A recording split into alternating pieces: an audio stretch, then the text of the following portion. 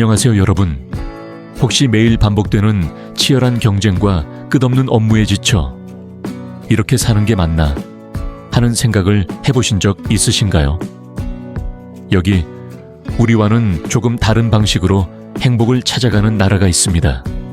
숙제도 시험도 거의 없는데 교육 수준은 세계 최고이고 야근 없이 워라밸을 즐기면서도 높은 생산성을 자랑하며 세상에서 가장 행복한 나라로 몇 년째 손꼽히는 곳, 바로 핀란드입니다.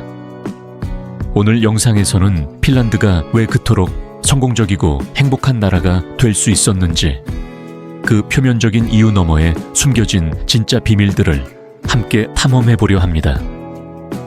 어쩌면 그들의 이야기 속에서 바쁜 일상을 살아가는 우리가 잠시 잊고 있던 삶의 중요한 가치들을 다시 발견하게 될지도 모릅니다. 본격적인 여정을 시작하기 전에 여러분은 핀란드에 대해 어떤 이미지를 가지고 계신가요? 댓글로 자유롭게 남겨주세요. 자, 그럼 수천 개의 호수와 흥미로운 비밀이 가득한 나라 핀란드로 함께 떠나볼까요? 시작하겠습니다. 우리는 지금 핀란드로의 여정에 첫 발을 내디뎠습니다. 아마 많은 분들이 가장 궁금해하는 질문은 이것일 겁니다. 어떻게 이 작은 나라가 몇 년 연속으로 세계에서 가장 행복한 나라 1위를 차지할 수 있었을까? 단순히 의료비나 교육비가 무료이기 때문일까요? 물론 그것들도 중요한 부분이지만 거기서 멈춘다면 우리는 빙산의 일각만 보는 것입니다. 사실 핀란드의 행복 코드는 훨씬 더 섬세한 실들로 짜여 있습니다. 이렇게 한번 상상해 보세요. 핀란드 사람들은 사회복지를 단순히 어려운 사람을 돕는 안전망으로 보지 않습니다. 그들은 이것을 한 아이가 태어나기 전부터 시작되는 자국민을 위한 똑똑하고 장기적인 투자로 여깁니다. 모든 개인의 기본적인 필요가 채워지고 안전함을 느끼며 성장할 기회를 가질 때 공동체 전체가 함께 더 강해진다는 믿음. 그리고 그 믿음을 지탱하는 가장 단단한 기반이 무엇인지 아시나요? 바로 신뢰입니다. 정부에 대한 신뢰, 이웃에 대한 신뢰, 그리고 이 시스템이 공동의 이익을 위해 작동할 것이라는 신뢰 말이죠. 한 가지 예를 들어볼게요. 핀란드에서는 아기가 태어나기 전 정부로부터 베이비 박스를 선물 받습니다. 이 상자는 옷, 기저귀 등 신생에게 필요한 모든 물품이 들어있을 뿐만 아니라 상자 자체가 아기의 첫 번째 침대로도 사용될 수 있습니다. 작지만 이 여정에서 당신은 혼자가 아니다 라는 따뜻한 관심과 메시지를 담고 있는 것이죠. 그뿐만이 아닙니다. 아빠와 엄마 모두 아이를 돌보기 위해 거의 1년 가까이 유급 휴가를 쓸 수 있습니다.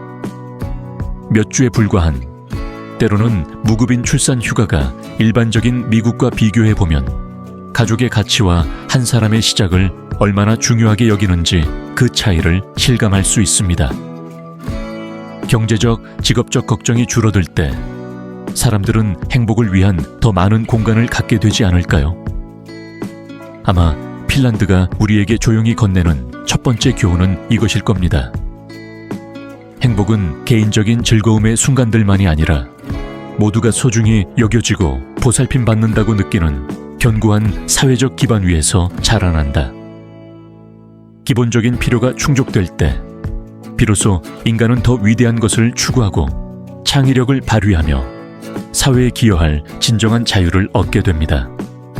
그리고 사람에 대한 투자 이야기를 할 때 핀란드가 조용한 혁명을 일으켜 전 세계의 호기심을 자극한 분야를 빼놓을 수 없죠. 바로 교육 시스템입니다. 더 적은 것이 때로는 훨씬 더 많은 것을 의미한다는 것을 보여주는 곳. 이제 핀란드가 어떻게 학습을 재정의했는지, 그리고 왜 그곳의 아이들이 더 많이 놀고 숙제는 더 적게 하면서도 세계적인 학업 성취도를 자랑하는지 함께 알아보겠습니다. 방금 우리는 행복이 사람에 대한 관심과 투자로부터 길러진다고 이야기했죠. 그리고 아마 이 사실이 가장 뚜렷하고 독특하게 드러나는 곳이 바로 핀란드의 교육 방식일 겁니다. 자녀가 7살쯤 조금 늦게 학교에 가기 시작하는 교육 시스템을 상상해 보세요. 숙제는 거의 없고 있더라도 15분에서 20분이면 끝나는 작고 재미있는 활동뿐입니다. 엄청난 스트레스를 주는 표준화된 시험이나 끝없는 사교육. 이곳에서는 흔한 풍경이 아닙니다. 우리 중 많은 사람들, 특히 미국이나 한국의 부모님들은 고개를 갸우뚱하며 물을지도 모릅니다. 그렇게 공부를 적게 해서 어떻게 똑똑해질 수 있죠? 하지만 바로 여기에 마법이 있습니다. 핀란드의 교육 철학은 한 문장으로 요약될 수 있습니다. 아이들이 아이답게 자라게 하라. 기계적인 지식 주입 대신 그들은 아이들의 타고난 호기심을 자극하고 자기 주도 학습 능력과 비판적 사고, 문제 해결 능력을 키우는 데 집중합니다. 배움은 경쟁이 아니라 즐거움으로 가득한 발견의 여정인 것이죠. 그리고 그 여정의 중심에는 바로 선생님들이 있습니다. 핀란드에서 교사는 엄청나게 존경받는 직업입니다. 그들은 단순히 지식을 전달하는 사람이 아니라 길을 안내하는 동반자이자 가이드입니다. 교사가 되기 위해서는 대부분 석사 학위를 취득하는 등 매우 체계적인 훈련을 거치며 학생들에게 가장 적합한 수업을 설계할 수 있는 막대한 자율성을 부여받습니다. 핀란드 학생들은 하루에 몇 개의 주요 수업만 듣고 그 사이사이에 날씨와 상관없이 밖에서 놀고 쉬는 긴 휴식 시간을 갖는다는 사실을 아시나요? 그들은 뇌가 지식을 효과적으로 흡수하려면 휴식과 움직임이 필요하다고 믿습니다. 몇 시간씩 교실에 앉아 있다가 집에 와서 또 산더미 같은 숙제를 해야 하는 우리 아이들을 떠올려 보세요. 핀란드에서는 자유로운 놀이 시간이 교실에서의 학습만큼이나 중요하다고 믿습니다. 결과는 어떨까요? 우리가 생각하는 방식보다 덜 공부함에도 불구하고 핀란드 학생들은 읽기, 수학, 과학 분야에서 꾸준히 세계 최상위권을 차지합니다. 이 사실이 효과적인 학습에 대한 우리의 정의를 다시 생각하게 만들지 않나요? 아마 핀란드 교육 시스템이 주는 소중한 교훈은 이것일 겁니다. 양보다 질이 중요하며 신뢰와 즐거움이야말로 모든 아이의 무한한 잠재력을 여는 열쇠다. 압박감이 줄어들면 타고난 호기심에 불이 붙고 배움에 대한 사랑이 가장 자연스럽게 싹트는 법입니다. 아이들이 스트레스가 적고 존중과 신뢰를 받는 환경에서 자랄 때 재능 있는 개인으로 성장할 뿐만 아니라 공감과 책임감이 존중받는 안전한 사회를 만드는 데 기여하게 됩니다. 그리고 안전에 대해 말하자면 이 또한 핀란드가 우리를 진정으로 놀라게 하는 또 다른 측면입니다. 사람들이 집문을 잠그는 것조차 거의 신경 쓰지 않는 곳. 왜 그럴까요? 바로 다음 장에서 알아보겠습니다. 우리는 방금 신뢰와 즐거움이 교육의 기반이 되는 시스템을 살펴보았습니다. 그리고 놀랍게도 그 신뢰는 학교 담장 안에서만 머무르지 않습니다. 핀란드 사회 구석구석으로 퍼져나가 아마 우리 같은 대도시 사람들이 꿈꾸기만 하는 안전감을 만들어냅니다. 카페 테이블에 지갑을 두고 와도 다시 돌아왔을 때 돈 한 푼 빠지지 않고 그대로 있을 거라고 거의 확신할 수 있는 곳을 상상해 보세요.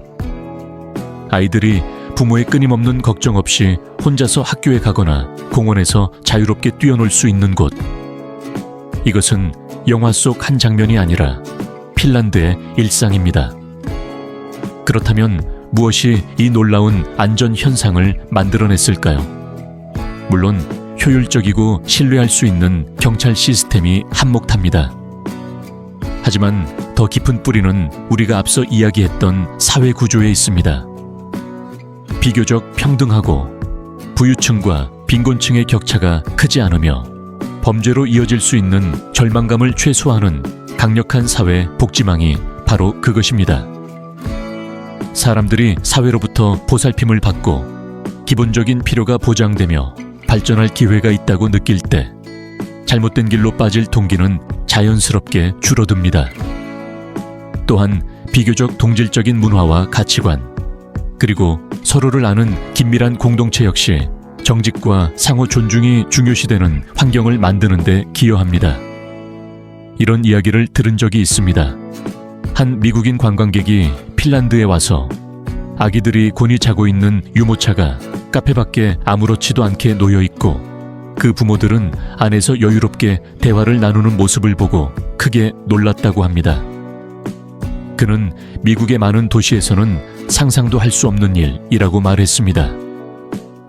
자전거를 공공장소에 잠그지 않고 두어도 도난당할 걱정을 거의 하지 않는 것도 마찬가지입니다. 이런 작은 사실들이 이 사회의 신뢰와 안전 수준에 대해 많은 것을 말해줍니다. 심지어 세계 여러 도시에서 일부러 지갑을 떨어뜨리는 사회 실험이 있었는데 결과가 어땠을까요? 핀란드의 수도 헬싱키는 돈과 신분증이 모두 들어있는 채로 지갑이 반환되는 비율이 가장 높은 도시 중 하나로 꾸준히 꼽혔습니다. 아마 핀란드의 안전이 우리에게 주는 교훈은 이것일 겁니다. 안전은 단순히 경찰이나 법의 문제가 아니라 공정함, 신뢰, 그리고 서로를 돌보는 공동체의 기반 위에서 만들어진다. 사람들이 더 큰 공동체의 일원이라고 느끼고 존중받을 때 그들 또한 더 친절하게 행동하는 경향이 있습니다. 이러한 안전과 신뢰는 편안한 삶을 만들 뿐만 아니라 핀란드 사람들이 그들의 가장 소중한 자산 중 하나인 자연을 온전히 즐길 수 있게 해줍니다. 아마 많은 분들을 놀라게 할 독특한 권리에 의해 형성된 특별한 관계. 이제 자연 향유권과 핀란드 사람들이 어떻게 자연과 조화롭게 살아가는지 함께 알아보겠습니다. 우리는 방금 안전과 신뢰가 평온한 삶을 가능하게 하는 사회에 대해 이야기했습니다. 그리고 바로 그 평온함이 자연에 대한 깊은 사랑과 결합하여 핀란드 사람들의 가장 독특하고 부러운 특권 중 하나를 낳았습니다. 제가 처음 들었을 때 그 의미를 완전히 이해하기 위해 잠시 멈춰야 했던 개념입니다. 그것은 바로 자연 향유권 조카 미에헤노이크입니다. 그렇다면 이 자연 향유권은 구체적으로 무엇일까요?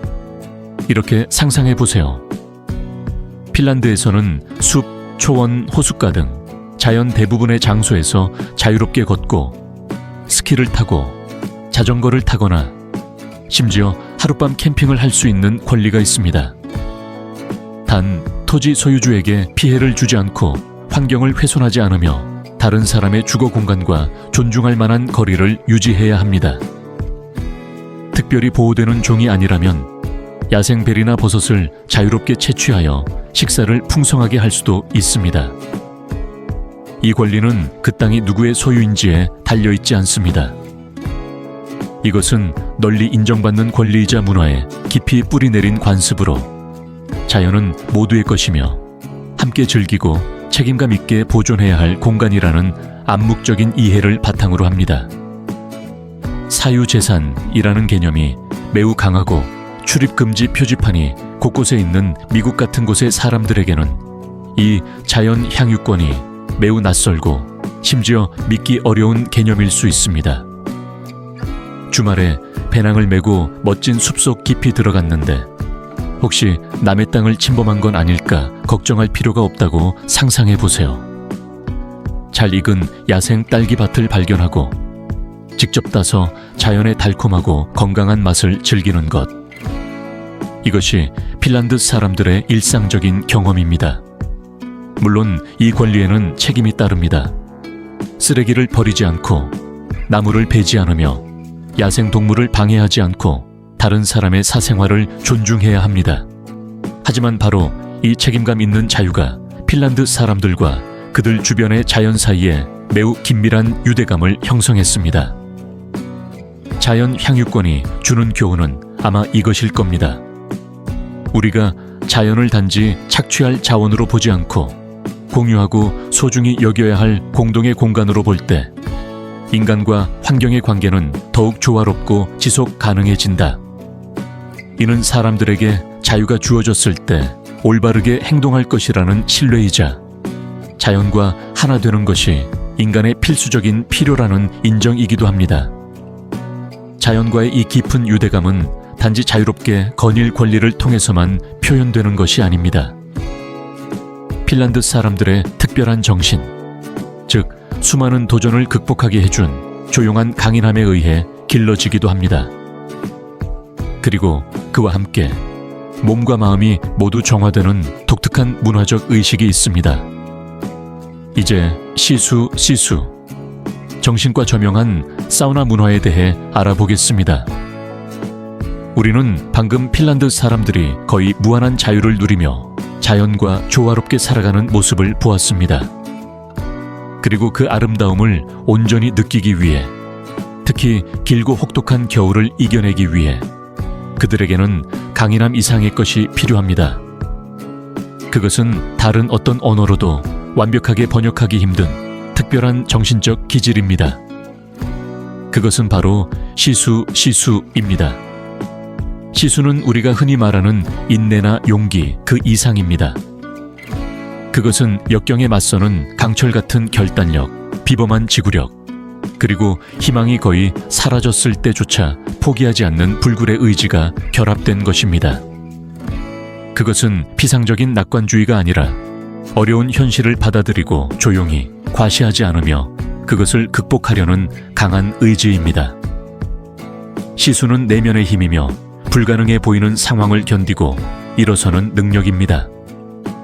사람들은 바로 이 시수 정신이 핀란드가 격동의 역사 속에서 예를 들어 훨씬 더 강력한 적과 맞서 싸워야 했던 혹독한 겨울 전쟁에서 살아남고 독립을 유지하는 데 도움이 되었다고 말합니다. 그리고 그 시수 정신과 함께 핀란드의 정체성에서 빼놓을 수 없는 상징적인 문화 의식이 있습니다. 바로 사우나입니다. 약 550만, 인구의 300만 개가 넘는 사우나가 있는 핀란드에서 사우나는 단순히 몸을 씻는 곳이 아닙니다. 핀란드 사람들에게 사우나는 신성한 공간입니다. 휴식을 취하고 몸과 마음을 정화하며 삶의 스트레스를 털어내는 곳입니다. 가족이 모이고 친구들이 만나며 심지어 중요한 사업 결정이 사우나의 따뜻하고 친밀한 분위기 속에서 이루어졌다는 이야기도 있습니다. 상상해보세요. 긴 하루 일과를 마치거나 추운 날씨에 스키를 탄 후 전통적인 나무 사우나에 들어가 온몸을 감싸는 열기를 느끼고 뜨거운 돌 위에 물을 부어 피어오르는 특유의 증기를 마십니다. 그리고 용기가 있다면 얼음물 호수에 뛰어들거나 눈밭에 뒹군 뒤 다시 따뜻함으로 돌아오는 거죠. 이것은 단순한 신체적 경험이 아니라 당신을 완전히 새롭게 하는 의식입니다. 많은 핀란드 사람들에게 주간 사우나는 필수적인 일과입니다.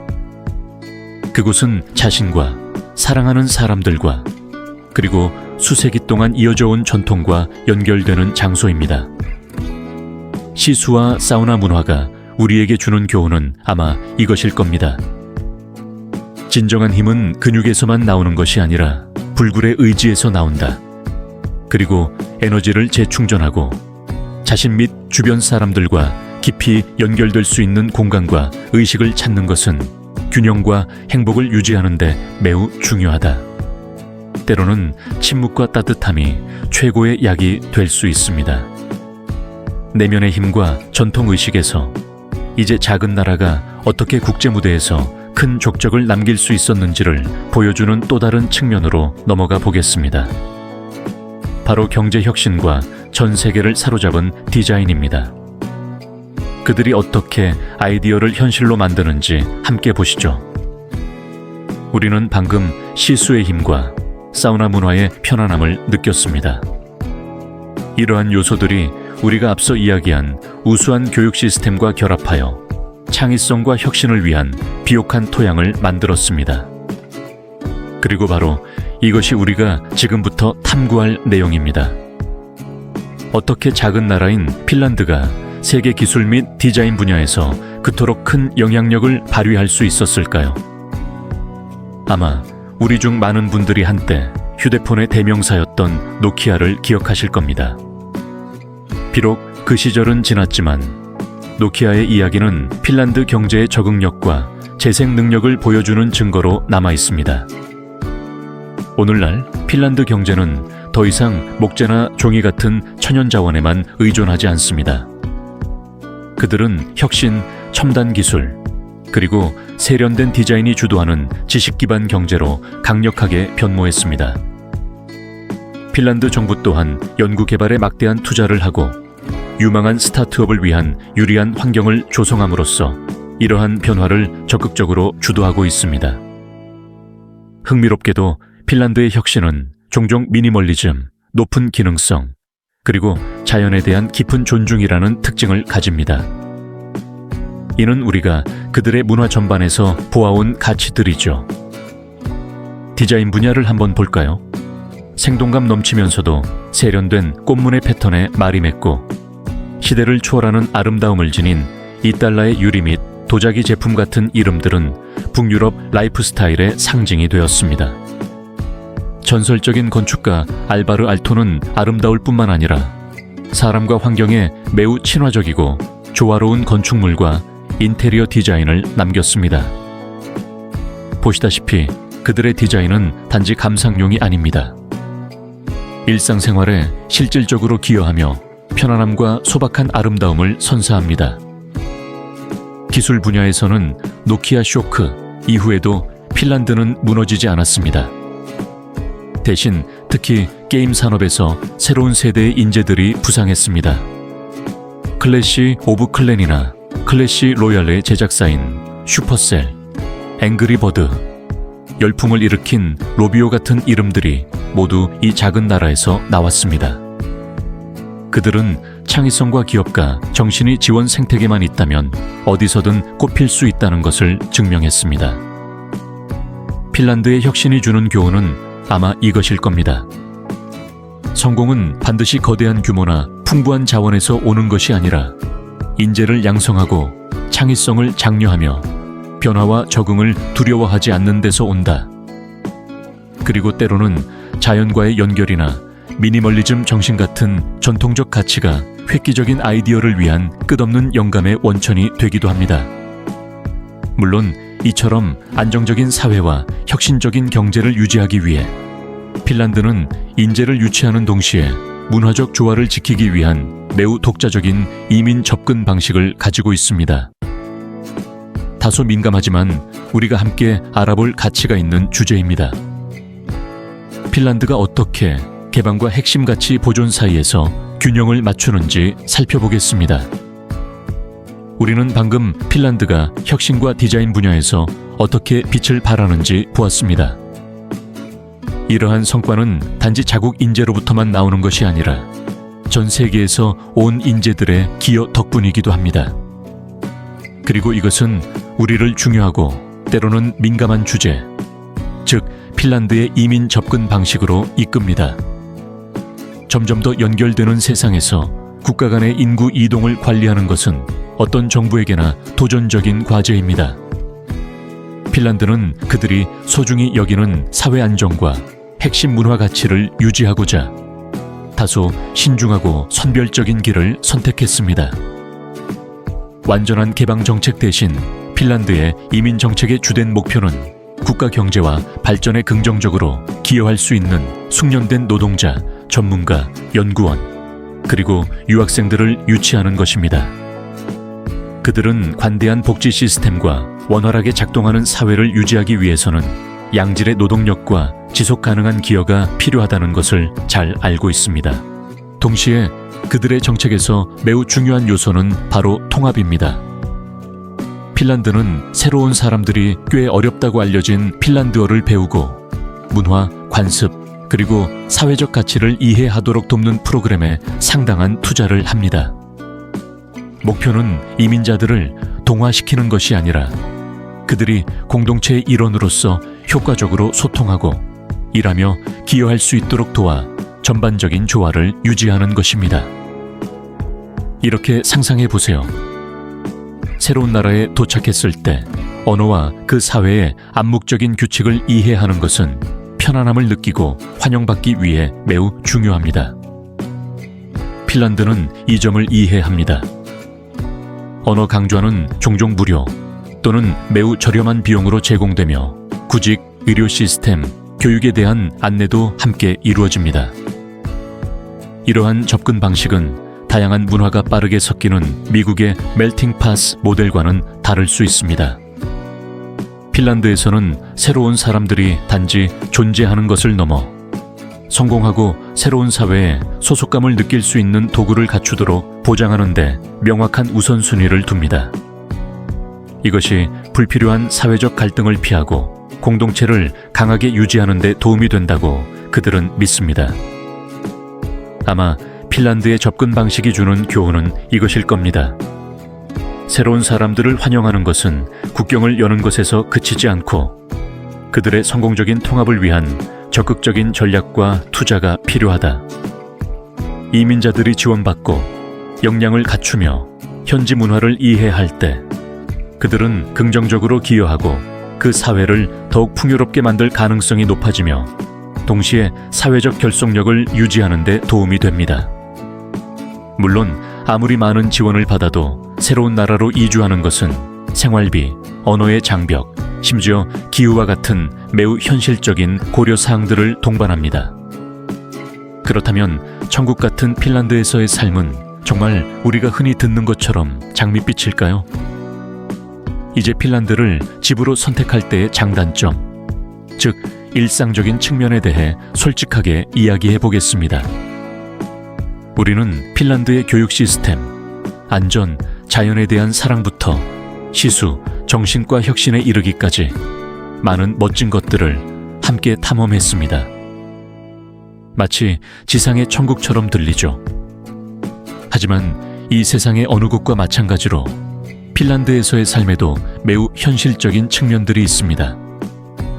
특히 이곳으로의 이주를 고려하고 있다면 솔직하게 바라봐야 할 부분들입니다. 그렇다면 천국의 대가는 무엇이며 어떤 도전들이 기다리고 있을까요? 첫째, 생활비에 대해 이야기해 봅시다.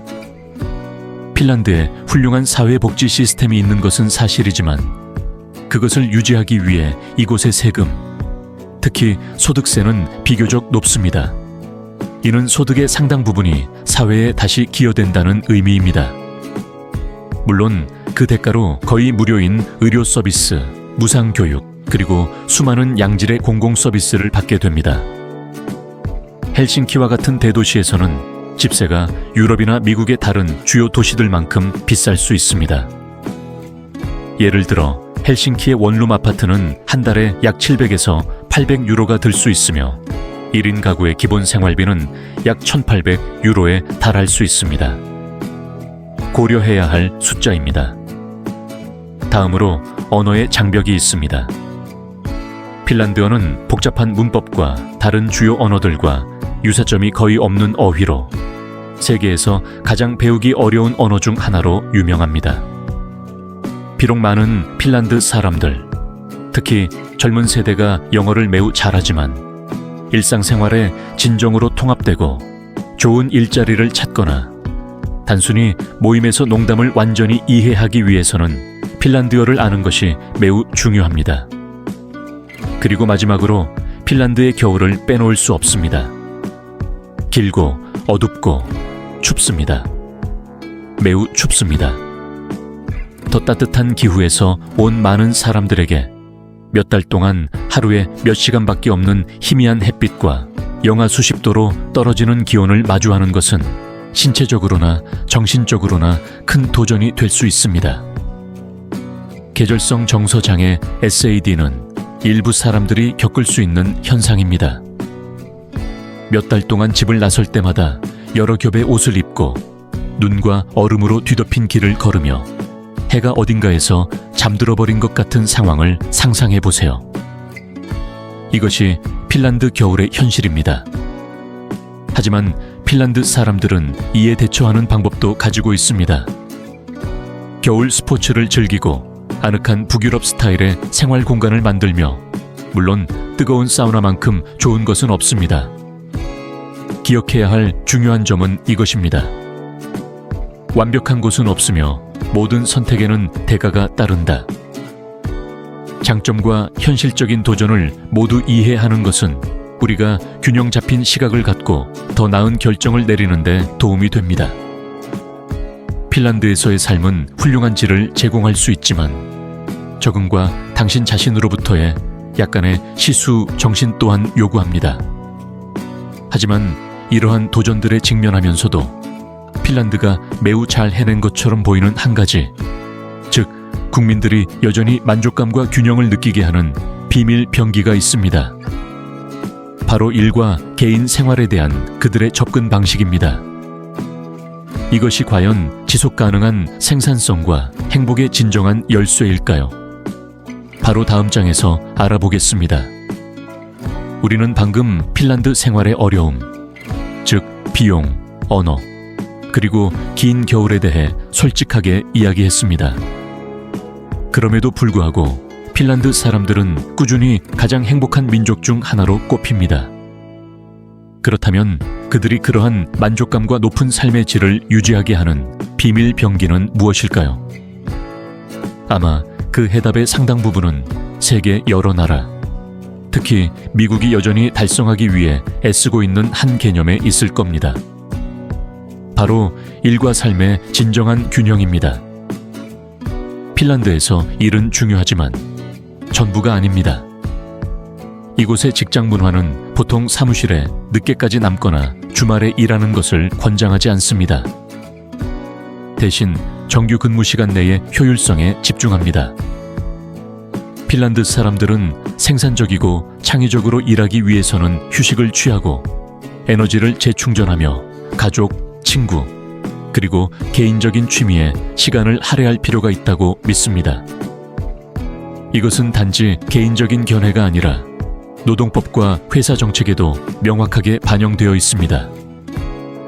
핀란드의 연차 휴가 일수는 보통 5주 이상으로 매우 넉넉합니다. 앞서 언급했듯이 부모 휴가 또한 아빠와 엄마 모두에게 매우 길고 유연합니다. 유연 근무 시간이나 원격 근무 옵션도 특히 팬데믹 이후 점점 더 보편화되고 있습니다. 매일 오후 4시나 5시에 죄책감이나 헌신이 부족하다는 평가를 받을 걱정 없이 퇴근할 수 있다고 상상해 보세요. 가족과 함께 저녁을 준비하고 아이들을 공원에 데려가거나 좋아하는 요가 수업을 들을 충분한 시간이 있습니다.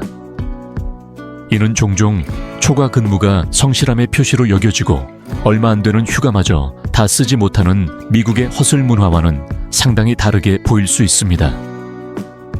핀란드에서는 관리자가 직원들에게 적절한 휴식을 권장하거나 동료들이 서로의 개인 시간을 존중하는 것이 지극히 정상적입니다. 그들은 충분히 쉬고 풍요로운 개인 생활을 하는 직원이 더 행복한 직원이며 결과적으로 더 효율적으로 일한다는 것을 이해합니다.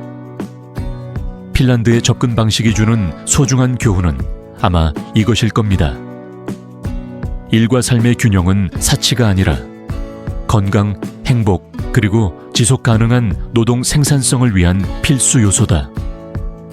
개인 시간을 존중하고 휴식을 장려하는 것이 일의 가치를 떨어뜨리는 것이 아니라 오히려 사람들이 삶의 양쪽 측면 모두에서 기쁨과 의미를 찾도록 돕습니다.